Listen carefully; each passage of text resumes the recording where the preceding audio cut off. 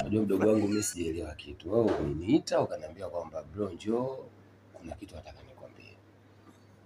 Sasa ajabu mwanangu, tangu nimefika yani kimya, nieleweje sasa hapa? Yaani blaza wewe acha. Nasikia kwanza nianze wapi kukwambia. Yaani hata nguvu ya kuongea yenyewe inashindikana.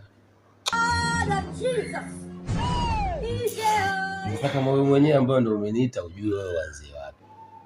Mimi naongea nini na unaanzaje kuniita kumbe unajua kabisa kitu chenye cha kuongea ukiwa. Blaza. Duniani kuna viumbe hatari, ila wanawake ni kiumbe cha kwanza cha hatari kuliko kitu kingine chochote. Kwa maana gani kusema hivyo? Naongea hivyo namaanisha shemeji yako. Yaani shemeji yako alichonifanyia hakielezeki. Sasa hakielezeki ni kitu gani?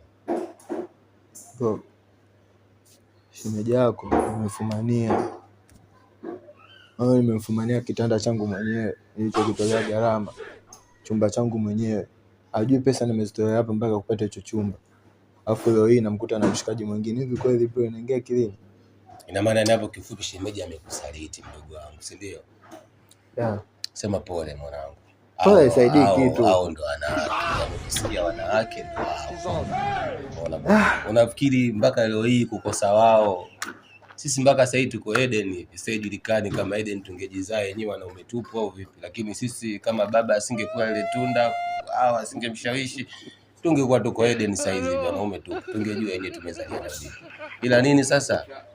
Na kitu hapa kidogo sijakielewa. Sasa katika mashemeji ni upi sasa, ni kiuno au wavintishi au ndala ndefu? Na muongea mimi hapa ni sikuzani ndo alifanyia hivi.